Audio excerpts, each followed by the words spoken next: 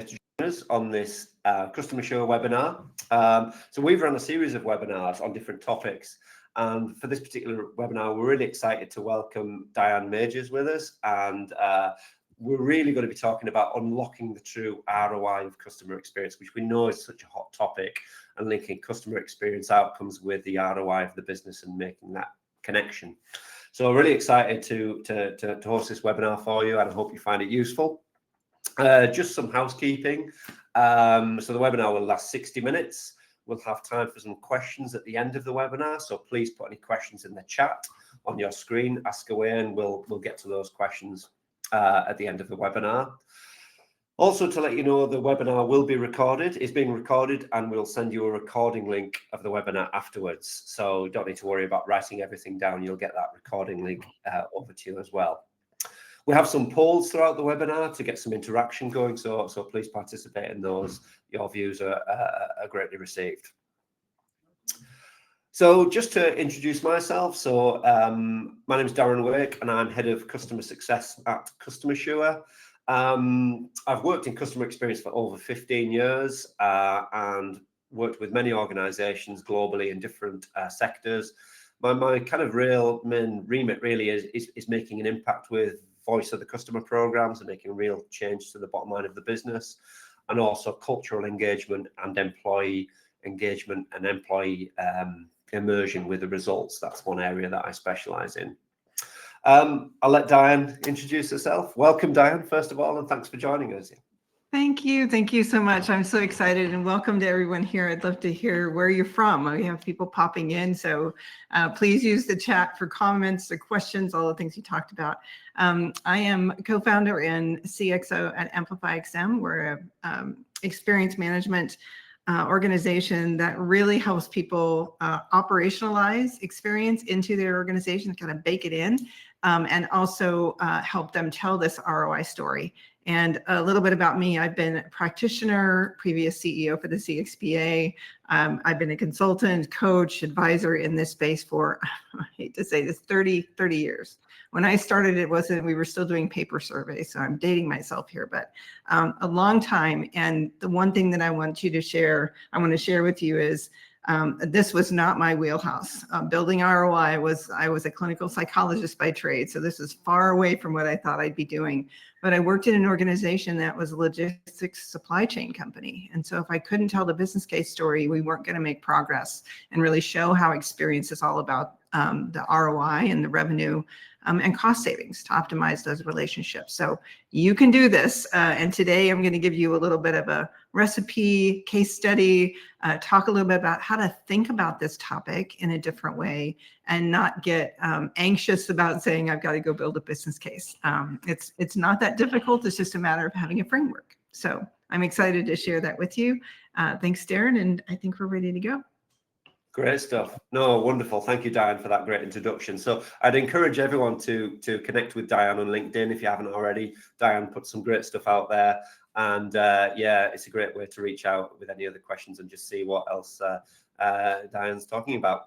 So what we'll cover in this webinar is a few different principles, really. We're looking at how to connect CX improvements to specific customer behaviors. So how can we influence what the customer thinks and feels about us? And then it's therefore tying those behaviors to financial outcomes that are really important to the business. So the obvious outcomes, we're thinking about retention, revenue, reduced cost to serve, customer lifetime value, all those kind of key metrics that the boardroom are really interested in. We need to link CX to that and see how they influence it and how you, as CX professionals, can then evidence that in your teams and organizations. So yeah, build that case, communicate it across the boardroom table, and then aligning those CX initiatives with operational and strategic goals. So how do you then bring that to life and embed it in? Wonderful to see some comments coming in, actually. So hi, Paul, Lucy, Louise, Craig, Victoria, Steve, Cheryl. So yeah, so some people coming from all over the place, which is wonderful. So thank you for your engagement. Good. Wonderful. So over to you, Diane. Lovely. Well, the first thing that I want to introduce is a little bit of the context. When I talked earlier about operationalizing and telling this business case, the recent book that Michael Henshaw and I co-authored called Experience Rules is all about how you do bake this into your processes in the organization. You make it really a part of just how you work around here. And so for what we've been doing for a long time as experienced professionals, everything's changing with AI and tech, and expectations are rising, pressure from the economy.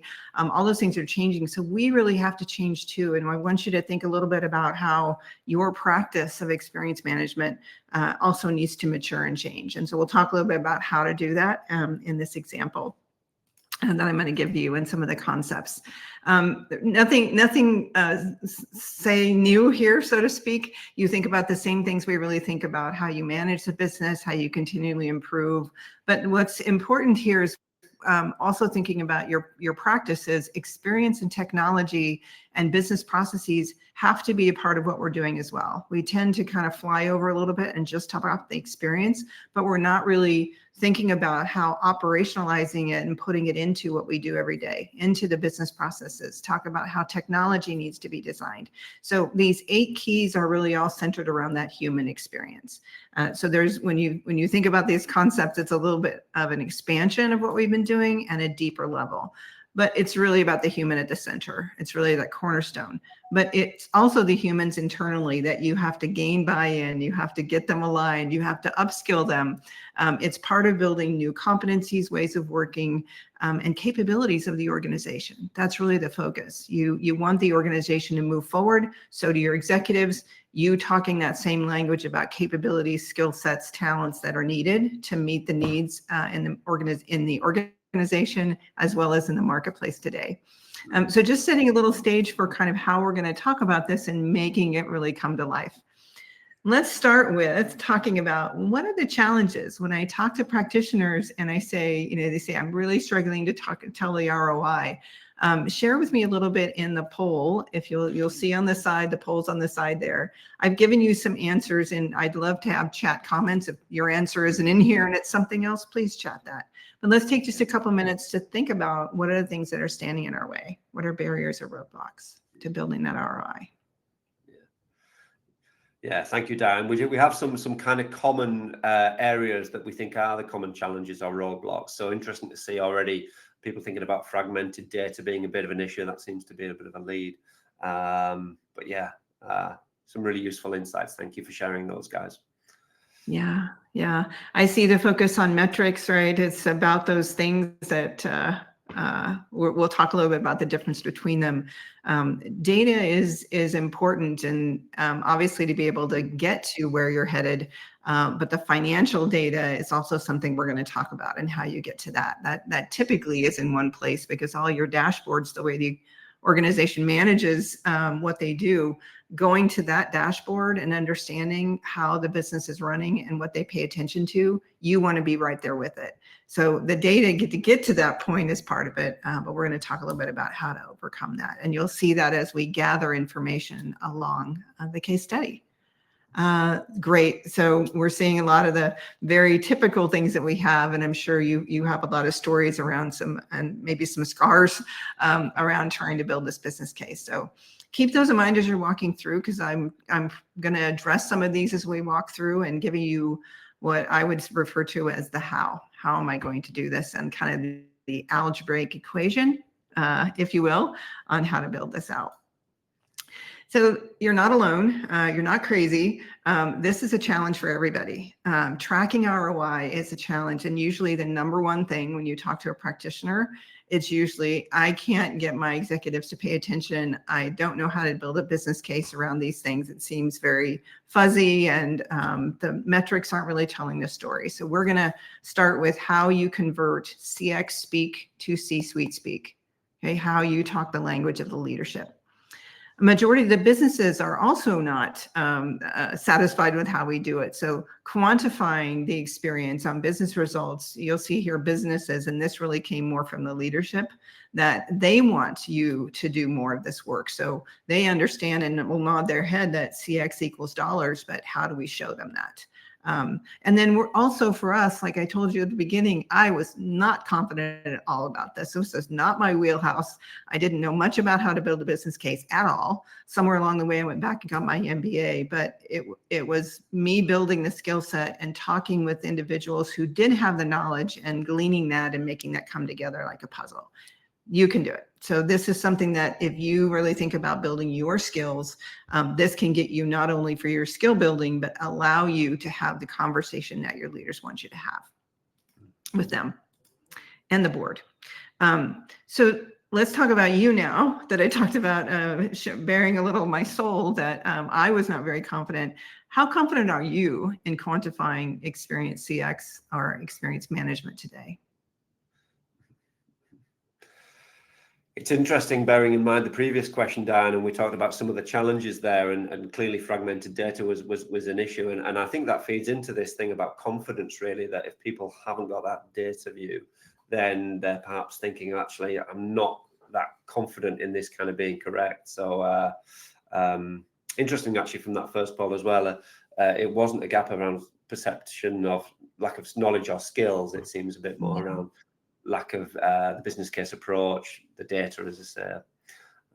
Yeah. It looks like everybody's kind of, I got a little bit, I got a little bit.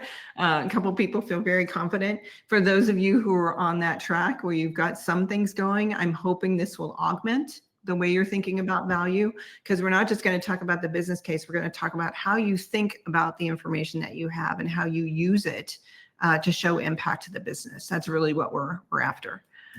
Okay, this is a great way when I talk to people about what I do for a living, and when I talk to executives, leaders, I make it very personal for them. I make the business case personal. And what that means is I simply ask them to think about an experience you've had, whether it's really good or a really bad one. And they go down the bad track. But when I have them tell me the story, it's often about, this is what happened.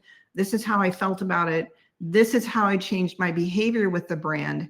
And so I leap off of that and say, well, because you are not going back anymore because of this experience, or you go there more and you buy more because of the experience you had, it's no different for our clients or customers.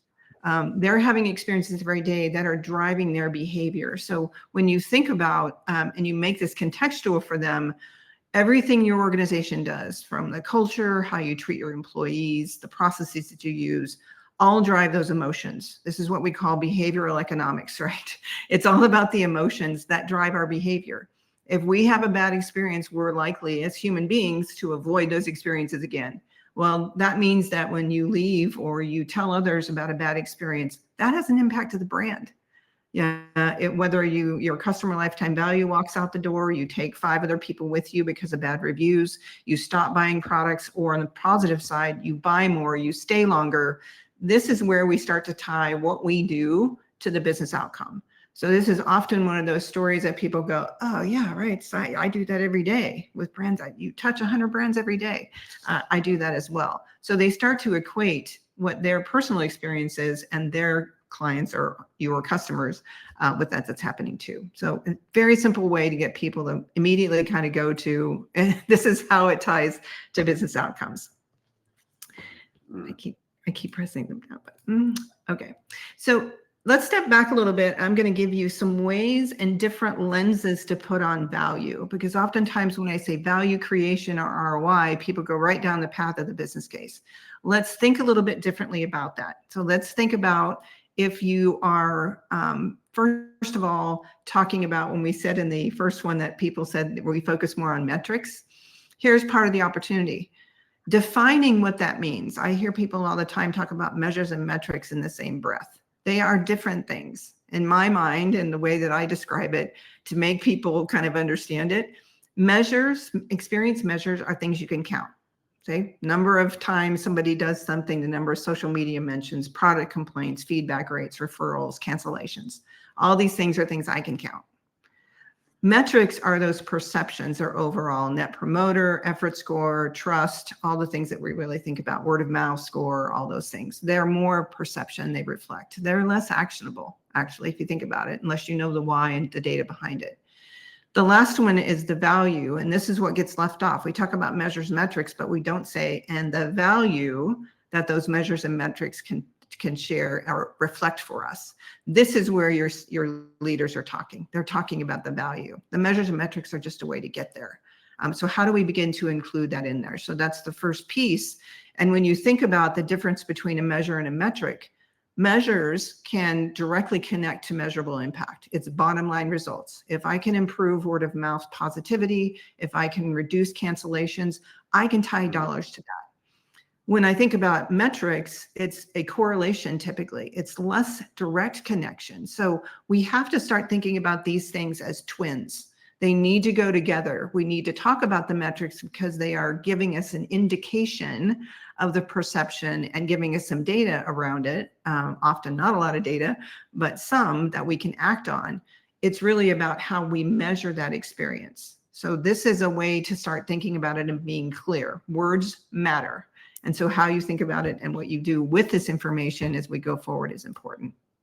I'll give you an example. There was a practitioner that I knew, this is a little older example, but she was working for an automaker and they were really focused on their net promoter score was a -29, which we all know in this space is not good and creates a lot of angst for the leaders. Like, oh, we're not doing too well on this side.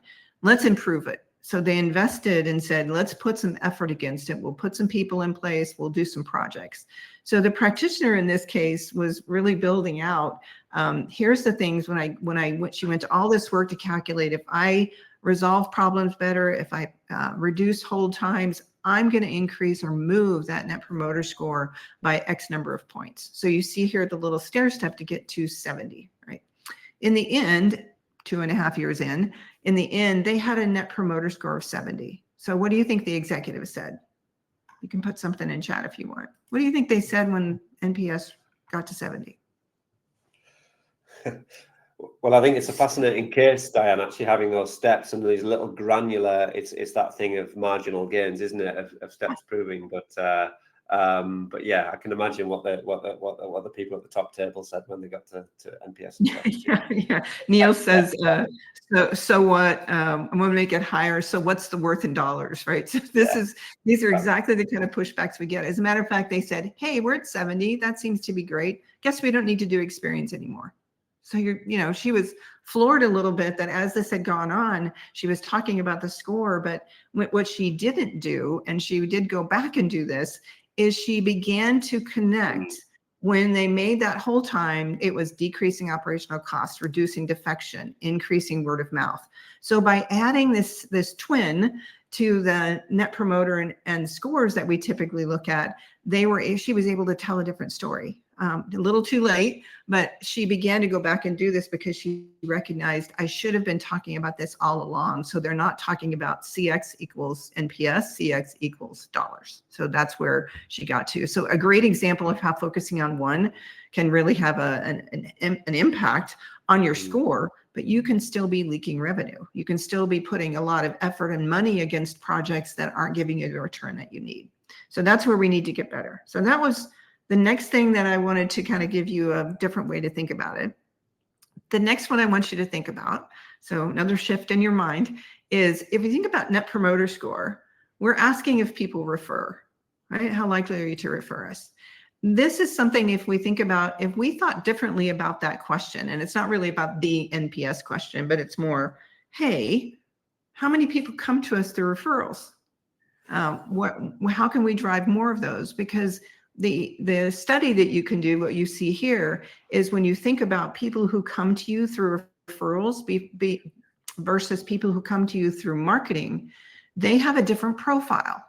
They behave differently with your organization. And some of the stats here that you see, and there's a reference, I'm sorry it's not showing here, but there's a reference. People who come to you through referrals have a lower cost of acquisition, obviously, because you're not having to market to them. They have longer retention and customer lifetime value, higher spend, higher margin, profit margin, less price sensitive. They're higher likelihood to recommend, and they do recommend sometimes 4 to 5 times more than your customers who come in through marketing. So it's important when you think about the value and who your best customers are and who are your least profitable customers, focusing and who comes through referrals. We have to get a different lens on what those customers do when they're with us. Okay, that has nothing to do with how we do the net promoter. It's more about the behavior of our best clients and what they do and what they represent and how they got to us and the path that they took. So here again, a different way to think about, it's not just about the net promoter score, but we take that likelihood to recommend and say, how can we capitalize on recommended? And what's that profile of that customer who comes through us that way? So one good way to think about it. All right, let's start now that we've given you a few different ways to think about it. Let's start with this value creation. So this is a little bit of the recipe that I'm going to walk through, and I'm going to do that by telling you, sharing with you a case study where we leverage this approach, and so showing you the step-by-step process of how we got there. The first thing that we did, and I highly encourage you to do this, it was very helpful to me to put this together quite early in my career, but didn't really understand the value that it was starting to create for me as a practitioner until I got into the rhythm and put tools and resources against this. You start at the very top where you see the value strategy. I would ask you to go look at your strategy for the next year. And where in your strategy does it talk about how you're going to prove the outcome of this? How are you going to explore those best customers or the customers that come through referrals? How are you going to measure outside of Net Promoter Score, OSAT, anything else? How are you going to measure this ROI? Do you have a plan? So part of it, your strategy is thinking through how you're going to do this. So you're not going running projects and at the very end of the project go, oh gosh, we got to go tell a business case story. Too late, too late. You have to start with the value strategy. In this case study, you'll see this, during the experience discovery, where you're actually going in and looking at the journey, you're reading the verbatims, you're talking about to everyone in the organization about what's happening and why certain things are happening and why people are defecting, for example. This discovery is a great place to begin to put those things into buckets of value. So if we have a huge defection and we're talking about retention, what do we know are some of those levers that lead to retention? And how do we begin to say, ooh, we should go investigate that? Using that value lens, when you listen to things about, ooh, you're saying it takes 14 people to do onboarding and there's lots of man hours in there, we can certainly get some of that cost back if we're more efficient in onboarding. So in your discovery, you need to start translating that into the value. As you actually design a new experience, you need to think about how you're going to then build value into that. Not just value for the brand, but value for your customer. So I'm going to talk about that too. Because if you build value for the customer, it's going to come back to you in spades. So we'll explore that in a second. When you start doing that and you're testing it out and you're prototyping and you're doing your pilots, your business case, as you go along, you're going to start to see some results. So it will also give you a little bit more momentum. You also are going to uncover things you didn't anticipate that you were going to change. So productivity of employees, when you change an experience, you're changing a process. You should take credit for that. We're going to talk about some of that as we go along. And then the one other thing that we don't do very well as practitioners is we don't go back and say, hey, you know, we promised you, you gave us this investment. We went and did all this information. Here's how that's tracking against you and gave me money to go do it. Here's how your investment is paying off. We don't go back and tell that story. And we need to, because the leaders are investing in other things in the organization that have ROI. So we need to do that for ourselves as well. And then this continual cycle of optimization. This continuous improvement, if you will. So what you're going to see in the case study I'm going to share is how you walk through each one of these things. So as we go through this, be thinking about these stages, and I'll highlight those as we go. So let me set the stage for you. This was a nonprofit organization that we worked with, global organization, and they literally are the people, when you adopt a village or you build a school in a village, this is what they do. $8 billion flows through this organization to help countries and communities that don't have the needs that they have. So their deeper understanding was their revenue obviously comes from their donors. So the donor experience is where they wanted to focus. So when they started this, they began to say, well, we really want to understand it end to end. We're doing a lot of things in silos, which I know you guys don't have any silos for sure. Very common that everybody's doing great work in their silos, but it's not tied together. And they recognize that. They needed clarity on what the donors valued, what they wanted from the organization. They needed to put the business case against this and collaborate on the outcomes because everybody had their own metrics and measures. And guess what? Sometimes they were in conflict with each other. Identify the business changes that they need. So where do they need to invest? And then create more of a common way of working, if you will, around how they were going to continually talk about value. So you'll see those come to life here. There is a little bit of a balance here in the pushback from the leadership and saying, gosh, if we go spend all this money, we don't usually see when you report Net Promoter Score, we don't understand how that's going back to it. And if we spend all this money, how will we really know that we're getting it back?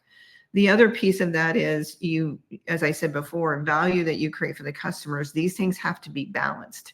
So oftentimes when you're talking about the ROI, it's not that I want to go get all this money to go do things and I'm not going to be able to show you, but I'm going to balance these things and I understand we have to invest in things that make the most sense and that the customers care about. One thing that I always ask people when they're starting a project is you have this, you're going to go make these changes. Are these changes related to the top 5 drivers of what's creating loyalty for your customers, or are you fixing something that they don't really care about? So it's important to think about what the customer values and what you're focused on, because that's important and will help drive those business results as we talked about. Just another way to think about it. Also thinking about from the customer's perspective, what's on their scorecard for you? Now let that soak in a little bit. Have you stopped to think about what the customers, you as a consumer, your business client, your donor, what do they care about? Saving time, making it easy, all those things. Those translate to dollars. In a B2B environment, they literally translate to dollars. If a SaaS company can help with utilization of the platform and skill sets of the people who are using their product or service, you're creating value for them. So this value creation is an important part of how you understand what customers need, the goals they have, and how you meet their goals. Because think about the brands you do business with. Any company that helps save time for me has my business. That's why Amazon gets a lot of my cash flow because then they make it so easy for me to do business. How are you thinking about that customer and their value? And then also thinking about the brand value from a different way. Usability, health index, the donation. So revenue and metrics, you see them kind of combine here. So it's a good way to think about that. So we did that with this organization. We also went in and talked to all the different business teams internally and got their measures and metrics that they were after, because when we started down this path, we were able to talk their language. If I'm asking somebody to donate somebody's time to come in to be a part of a project, I want them to understand that this project will help them achieve their goals and how we're moving them forward. And also the collective, if you will, this additive business case we can build. So doing these interviews and getting an understanding of what people are after. Also creating those donor profiles. What are each different kind of donor after? So one of the things that we talk about is when we create personas, we don't often create profiles behind them and say, what's the typical behavior? What are the things that really drive this person to donate more or to attend our conferences or events or talk about us on social media in a positive way? So having those profiles and activating them, making them come to life and using data behind them to say this group of personas or profiles behave differently. How do we begin to build experiences that help them and drive that behavior from what we want? And then also the other thing behind this is you're asking the same question. How do they measure success? How do we deliver and get value from the relationship? That's what they're thinking, and that's what we're thinking. So how do we come together and really figure that out?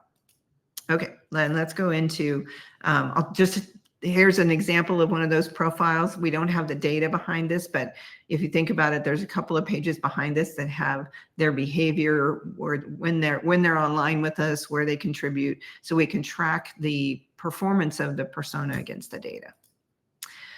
We took a very ecosystem approach. So one of the things that I see organizations do a lot is they'll do the journey map and they'll go and put projects against it and they'll think about just the experience it's having.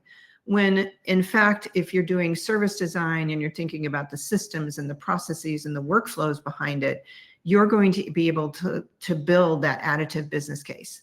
So if I'm improving an experience, there are things backstage, there are things that customers don't see that also impact the experience. and where you can gain value.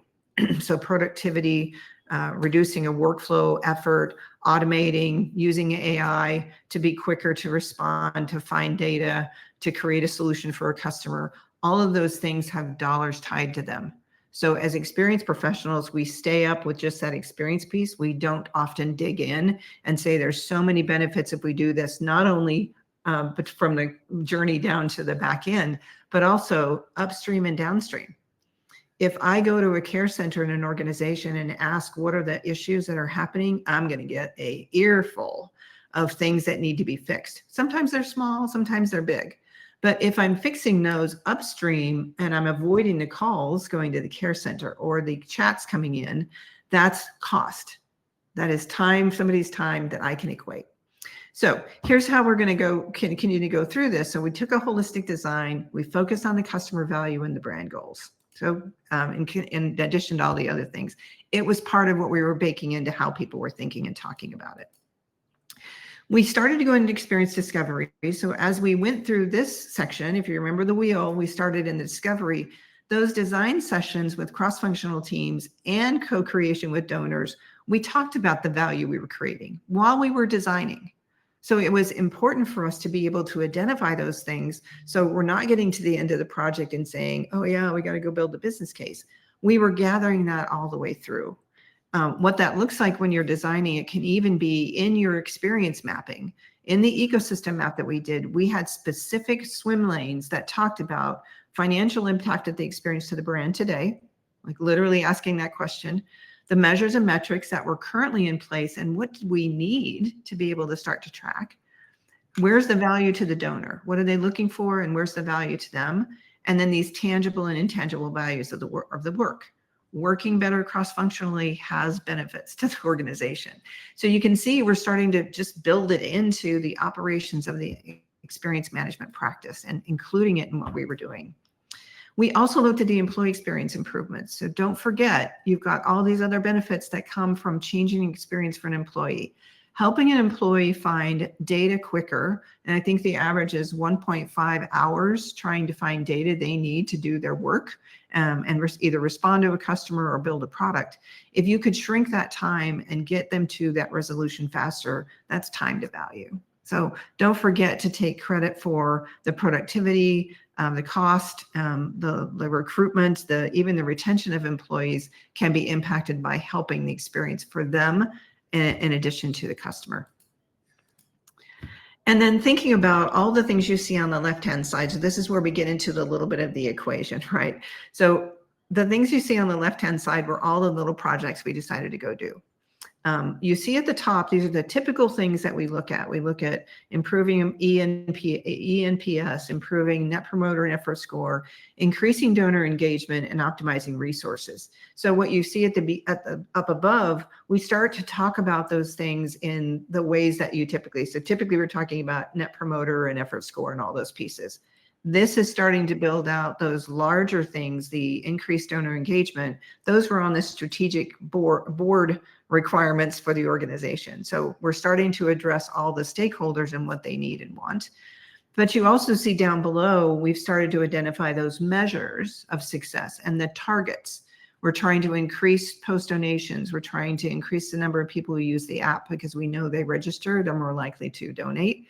Number of donor volunteer hours. These are things we can measure and put dollars against. So you see now we're building a more comprehensive piece, and all of these projects you see on the side, we prioritize. I'm not talking about this was just for all of them, but just think about the model I'm talking about here. You can take one of these and go build the model on the business case, but just think about one of them or the whole group. Because if you think about, and you'll get this slide, so don't try to read everything, but what this slide is trying to talk about is we're looking at this causal relationships, the measures. We're looking at correlational, which are the metrics, commercial outcomes. But also internally, we're looking at internal engagement, the collaboration, building skills, engaging customers, aligning and reducing silos, operational value and cost impacts of both of those. So we're, again, expanding the value story to our leaders about how redesigning experiences is not just about that outcome of the metric. There's many, many things you can take credit for and build into your business case. So this is a little bit of the equation, if you will. If some of you have been doing this a while, might recognize this as value mapping. So you can go look at value mapping. That's really what this is. We're taking a project and we're talking about those targets, but we're putting targets in for what we're actually going to do. So we've looked at the project, we've scoped it out, we know what we're going to go do. Now we need to start filling this in, because as you see on the right-hand side, increasing revenue and reducing cost. This is what the C-suite's talking about and your board. There's a big chasm typically between the project we're doing and the targets that we have, like Net Promoter Score, and what the C-suite is talking about. The middle part is the translator, and that's where we need to focus. I'll show you what that looks like as we go through here. So taking again all the projects, every single one of these we mapped out so that we had a good understanding of where we were headed. So you see things at the top, like on the revenue, increasing marketing effectiveness, increases prospective donors, increases donations, that's revenue. Increasing social stories and exposure, expands our referrals, increases donations, increases revenue. So literally you are mapping out, if we make a change and this is what the target of what we're doing, we can start to equate that to dollars. Same thing for cost. If we reduce marketing costs by leveraging more referrals, we can reduce marketing costs, which is reduced cost. Improving workflows is productivity, reducing cost. Integrating data sources, you guys talked about data's all over the place. A big project around data integration, or at least connecting the dots, can have data integration, access to smarter instructions, and reduces cost and effort of people trying to actually go find the data. So this is just a sampling of the things that we put in place, because every time we thought about it and we went back to our journey, we went back to our strategy and thought about what we intended to do and the outcomes we're after, we started to put it into translate that CX speak to C-suite speak. So that was a lot. Now let's talk a little bit about, okay, what happens next in that wheel? That wheel is about tracking the benefits and value. If we're thinking about the mapping those benefits, we also need to then go back and say, did we achieve the goals that we were after? And then this benefits delivery, how are we telling the story?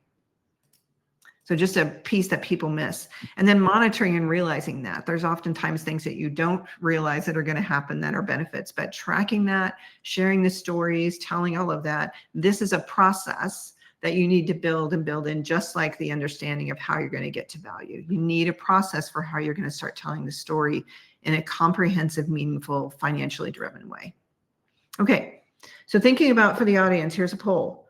What part of benefits realization, telling that story, having the data, tracking to, we said we do this, here's what the outcomes are, what's your kind of weakest link, if you will, when it comes to what we just talked about? Yeah, so I'm just waiting for that poll to go live on the page there, guys. So hopefully you can see that there now. There we are. There we go. So take a look at these steps in the benefits realization. Governance and accountability. Yep. Yeah. Yep. Good stuff. Yeah. Interesting. So these things should be in your plan. You should have these in your plan. So be sure and take those away. As far as that last slide that I showed has that as well. Okay. So this is just a summary of what we just talked about: the strategy and journey mapping and the service design. So the things that are happening backstage, building, expanding your models as your design unfolds, and then this programmatic way that you're going to tell the business case stories. So that's kind of your one-page tear out of what you need to go do. I have in here and included, we'll go through these pretty quickly, but what are some of the ways that you can do that? The storytelling, the decision-making, building awareness and building people's skill sets around this with the rest of the organization, not just you, sharing the metrics and why, and then tracking those things over time so you can share the story of the ROI and impact as you go. So we've walked through the entire piece. So I want to just give you a chance to look through and say, we've kind of talked about each one of these things. So using this model is a great way to start thinking about how am I systematically embedding value creation into the organization to be able to tell my ROI. So common sense here would tell you we kind of just need to change our story. We have a project that'll increase revenue, reduce cost base, and drive ROI within a certain time frame, and increase our NPS effort and satisfaction scores by X. So telling the story with these twins in mind and building that out is an important part of it. Sorry about the dog.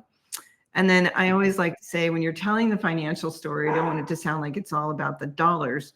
When you're telling the stories move people to action. The numbers are just going to give you credibility. So make sure that you're not, glossing over what's happening behind, like in this instance, the donor story and what those donations are doing to the villages and people's lives. So share those stories and to move forward. Goals: leverage your CFO, quantify the quality, build in some predictability, make it agile and iterative. You don't have to start with everything. Try a few things, build from where you are. That's what I did. And then here's some actions to take. Get your champions, build a business case, learn storytelling skills, get a dashboard that talks about the financial impact. If you got a net promoter NPS and you're not showing that value and impact of revenue at risk and some of those things, think about how that would show up. And then make sure you're using technology to help you with all the business case and the storytelling that you have. Okay, so I'm going to hand it over to you to talk a little bit about, how do we get that information in and how do we explore that within the platform CustomerSure? Yeah, thanks, Diane. That was wonderful. So much detail in there, and I'd encourage you to all watch the recording when you receive that later today, because there was a lot of models. I particularly like the viewing it from a customer point of view, because often when I work with organizations, I talk about the lens of the organization and the lens of the customer. And typically we get so sucked into what we call the lens of the organization, where we're looking at the metrics, we're looking at what we want to know. And really, if you speak to a handful of customers, you quite quickly realize what their emotional drivers are, what their needs are quite different to what you're perhaps measuring sometimes. And if you've got a good VOC program, you will uncover what kind of those kind of needs are. And the way you obviously improve the metrics that are important to the business is, hey, guess what? You do better at what matters most to the customer. That's what it's all about. So absolutely. Yeah. So I'm going to talk just for a couple of minutes about making your voice of the customer program a success. Now, this won't be a surprise to anyone or anything that's on this slide, but the CFO or the boardroom, they don't want to hear about NPS, really. They want predictable revenue. So us guys, we're on CX and we celebrate an increase in NPS or CES and CSAT. Let's not get into the pros and cons of Net Promoter Score here, because we could spend a long time talking about that, and there's lots of pitfalls and things. But that's the kind of world we inhibit. But what our C-suite leaders really celebrate is, like Diane said, we're looking at churn, we're looking at lifetime value, cost of acquisition, reducing the cost to serve, higher margin.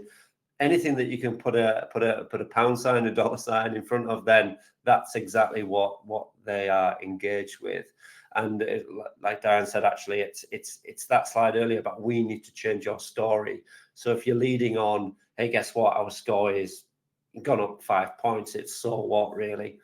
And unless we speak their language, sadly, it will always just remain on the sidelines. So how do we kind of assess that value? Well, these are some numbers here. And there was a slide Diane shared earlier, which I liked, which is thinking about things that are important to customers, but also rather than just likelihood to recommend. I often look at surveys and think, did you actually recommend? Likelihood to recommend is one thing, or have you been recommended? Then we can start to put some numbers on, real numbers. And if, 5% of your customer base say, yeah, I have actually recommended, or I was recommended to engage with you, then you can do some maths on that and then quantify. And if you've got some idea of lifetime value, then that's a good thing you can quantify. And I always think about, when you're sharing the metrics with the boardroom, looking at things like how many detractors you've got. If you're looking at NPS, for example, and is that pool getting smaller? And if you can, and again, use raw numbers on this. So we say actually the number of detractors has gone down 2,000. And we know that, 200 of our customer base have actually recommended us. And they're the promoters. Well, we've shifted more people into that pot. So you can kind of do, it's a bit of a back of an envelope calculation, but you can actually put some numbers of individuals. So rather than talking about percentage shifts or shifts in scores, you can actually make it about real people. And then you can start looking at some of the numbers here. I'd also encourage you, it was really interesting on one of the previous polls where the challenge is fragmented data. And I think what is really key is us as CX leaders is trying to get our hands on as much other data as we can. You know, how many customers have we got if we're in that world, or how many complaints are we getting? What's the average number of call interactions with customers if there's a complaint? Can we kind of get some numbers of dissatisfaction? Again, if you're asking about real customers referred, get some sort of numbers there. And then if you have a number on complaints, for example, and that number coming down, then you could actually say, well, through our contact center teams, well, what is the cost saved there, to put a bit of a number to it. This is kind of more of an operational step about improving customer experience, improving satisfaction. And this is kind of a more of a model to kind of make things better for customers, which will again in turn improve the ROI. And many of you would have seen this kind of model before from conversations with myself and colleagues at CustomerSure, but it's about that feedback loop. And I'm sure lots of you are doing this. And if you're not, we strongly encourage you to do it, which is where customers giving feedback typically go to the CX team, the analyst team, into the voice of the customer platform. But what's key is that also within that platform, and what we do with CustomerSure is that customer service and frontline operatives are not sat in a silo, and they can see that feedback and are empowered to act on it. And the reason I mention this is this links strongly into reduced cost to serve and in reducing churn. And there's lots of studies and what we've done with clients where we think, let's reduce the friction. Let's put things right. Every business, things go wrong for customers. That's just how it can be. But if we can put things right, if we can respond back to those customers who've raised an issue, then empathize, apologize, try to put things right, then the customer immediately, you're already better than 90% of the companies out there that don't do that as standard. And then those problems are less likely to manifest themselves further down the line, which is where you get your increased cost, reduced complaints, repeat call volume, because you're just kind of solving that problem earlier in the customer journey. And that's where a kind of VOC model like this, where there's feedback and service recovery, comes in. So I guess what I'm trying to stress is, don't just let your voice of the customer feedback fuel service improvements only. It's kind of critical that there's some service recovery in there as well. This is a bit of a tangent really, but it's something that I think is becoming more and more prevalent when we talk about VOC data is what those VOC data sources are. And surveys is obviously one common one that we can control. It's we choose when we send it or when we gather that data, what questions we ask, the open questions we ask, and so forth. But this is useful just to get you thinking about what other VOC data sources are out there, because if you understand this and can consolidate it, so we're doing a lot of this with CustomerSure now, where we're consolidating these different inputs of voice of the customer, analyze them together, then it will give you some indication of what the pain points are, that, going back to Diane's earlier point, what's the biggest issues, or what's important to them, and what are the fires that we need to put out, and where do we focus our service improvement effort and budget.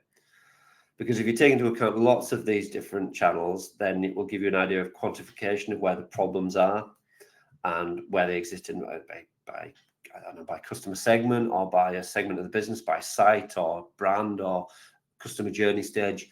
This will then give you some clues as to where the investment needs to take place, which will have the biggest impact on those ROI measures of, like, if we solve this, will they be more likely to recommend? So I think it's a good way to start. Yes. If I could just add to that, Darren, that I think when you have those opportunities before you even get started, part of your strategy would be to, when you're creating or you're looking at an opportunity, to say, what if we don't? If we don't do this, if we don't do these things, what is it going to cost us over time? We already know it's costing us this. Extrapolating that out for the leaders and just saying, in the next 2 years, we're going to spend X on this problem. Let me go to explore it and come back to you as a solution that maybe we can not only solve this problem and avoid that, but also maybe build, as we're building that, something that's actually going to drive revenue. So they have to see you as a cost, getting rid of cost and focusing on that revenue and just having that when you go in to say, I've already kind of looked at this and said, this is what it's costing us. It's very motivational for them and gives them the perception that you're actually thinking in the same way that they are about impact.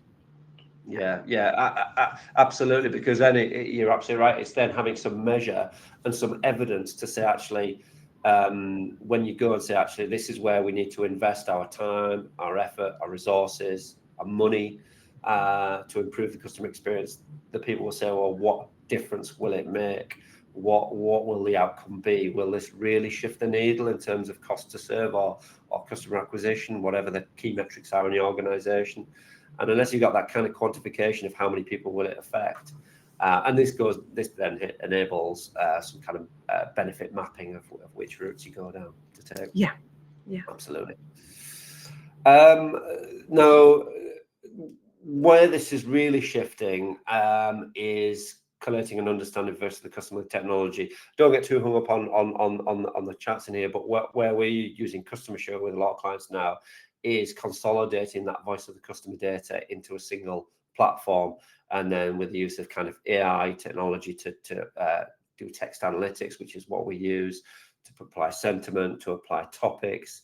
It then gives us more granularity as to where the pain points are and what actions we need to take when we're dealing with high volumes of VOC data. Again, like I say, service is one key part of it, but there's other flavors as well that will feed into that.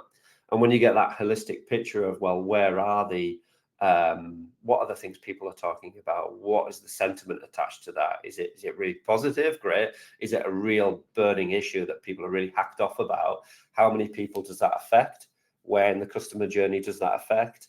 How is that impacting our scores? That's from our point of view. But more importantly, how is that impacting if we've got a cohort of customers who've referenced something in their comments, who are really unhappy about something? Well, actually, what are those people saying about likelihood to recommend, overall sell, or customer effort? And then you can say, well, actually, that will help you again do some prioritization.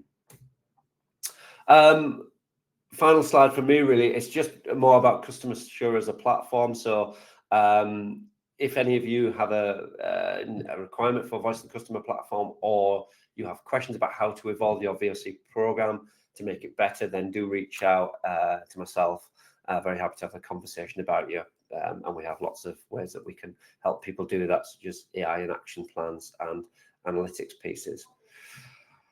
So really, we've covered a lot there, and Diane's stuff was great, and there was a lot of really interesting models there, but we've tried to cover these kind of 4 main points and connecting CX improvements to behaviours, tying them to financial outcomes, and building that case. So I really like the donor example of that charity Diane shared, actually, that helped with personas and helped link customer opinion with kind of outcomes that were important to whether donors would continue or increase their share of wallet or not. And thank you again for your participation in the polls as well. That was all great, guys. We'd love to invite some questions, actually. So if you would like to have some questions or some points that we can go over in the polls, please put them in the chat, and we'll be very happy to pick those up and answer them from anyone. So let's see. There were some points actually about this question here from Charlotte about number of responses changed. How can we align it to represent the previous year's NPS? So I guess really asking a question around, I think it's around maybe that previous slide you shared, Diane, where it was the steps in the NPS journey. And I guess a question for me, how that organization did that, where you had the different actions and the impact it had on the NPS score. Oh, sorry, Diane, I think you're on mute there. Sorry. I had a dog barking out the window. It's okay. Yeah, I think the number of responses changed. If you're challenged with the number of responses, it seems like you're thinking about, Charlotte, maybe we can have a conversation around this, but it says you're aligning it to previous year's NPS based on those responses. It's the why behind that and what's changing. So you can increase response rates, but it's going to be where are they falling? Are they falling in, because Net Promoter, the way it's calculated, obviously you can have a lot of passives and very few promoters and detractors, or you can have a lot of promoters and the rest are mostly passive and very few detractors. So there's different ways to look at it too. It's hard to look at the number and say, hey, our responses went up. It's just gives you more statistically significant data on that pack. But I think it's looking at the drivers. Have the drivers changed and in the responses over time? Net Promoter can go up and the drivers can change. And are you really following where that's headed? So there's lots of different lenses, like I talked about with the impact, to think about it. And if there's a specific challenge, just let us know. Darren and I can kind of help out with what you're facing.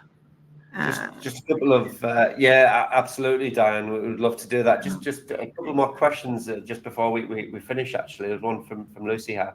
Yeah, how would you navigate estimate the CX buy-in in the company if the company doesn't understand the value and importance in CX in the first place? Yeah, it's a real tough one, Lucy. And if that's your organisation, I empathise actually. If the organisation doesn't have that value or put importance on CX, I guess it's, from my point of view, it's drawing the link where if there's a bit of eye rolling of CX or it's this fluffy nice to have thing, it's just sending out surveys or just finding out what customers think, and then there really is a bit of detachment between the voice of the customer or what customers think and feel and the bottom line. So my recommendation would be to try and draw those links and evidence it and actually say, hey, this customer, we did something, we turned it around, they're raving about us, and now guess what, they're spending more or recommending us more. If you can, I don't know if you got any thoughts, Diane. Yeah, I agree, and I think there's, you have to kind of go with the back of envelope. You're obviously going to be making a lot of assumptions, and it's okay because it's a hypothesis about what's going to happen. But you can use, you can use another organization that did something and tie it. As you go through that design and you're pulling all of those different flavors out, even those small things that you're doing, like just the process improvement or just this, you start to see where when you take more of that value, it's a more comprehensive business value approach. And I think that's where the leadership will say, oh my gosh, I didn't realize CX could impact all these things, right? That these projects can do that. So there's communication in it.